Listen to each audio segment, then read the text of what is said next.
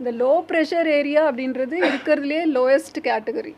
அதுக்கப்புறம் well marked low, ஆழ்ந்த காற்றழுத்த தாழ்வு பகுதி. அதுக்கப்புறம் டிப்ரெஷன், அதுக்கப்புறம் டீப் டிப்ரெஷன், அதுக்கப்புறம் சைக்ளோனிக் ஸ்டார்ம், அதுக்கப்புறம் சிவியர் சைக்ளோனிக் ஸ்டார்ம். அது மாதிரி போயிட்டே இருக்கும். அதனால் நம்ம இப்போதைக்கு டிப்ரெஷன் ஸ்டேஜ் வரைக்கும் சொல்லியிருக்கோம்.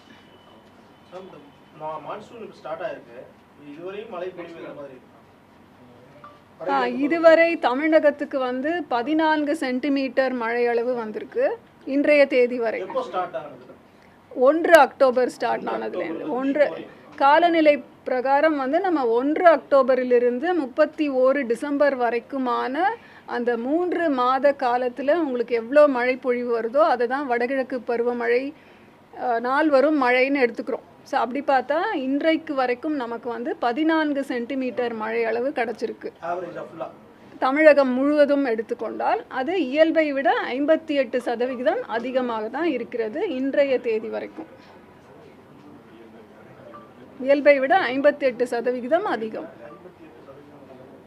தமிழகம், புதுவை மற்றும் காரைக்கால் பகுதிகளுக்கு.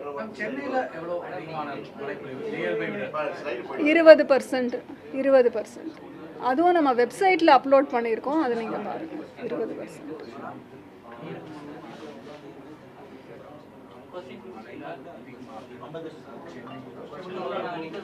அதாவது இயல்பு நிலை இன்றைய நம்ம சொல்கிறது தமிழகம் அந்த மீட்லாஜிக்கல் சப்டிவிஷன் சொல்கிறோம் இல்லையா, அதில் தமிழகம், புதுவை மற்றும் காரைக்கால் சேர்ந்தது ஒரு துணை மண்டலம்.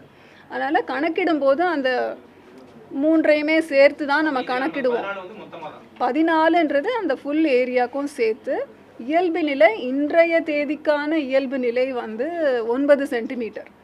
ரியலைஸ் ஆனது நமக்கு கிடைத்தது 14 சென்டிமீட்டர். அதனால் இயல்பிலிருந்து அதிகமாக தானே இருக்குது. 58% அதிகமாக மழை பொழிவு அதிகமாக நமக்கு கிடச்சிருக்கு இன்றைய வரைக்கும். இது ஆவரேஜாக ஸ்பேஷியலி ஒரு மாவட்ட வாரியாக பார்த்தீங்கன்னா வெப்சைட்லேயும் போட்டிருக்கோம்.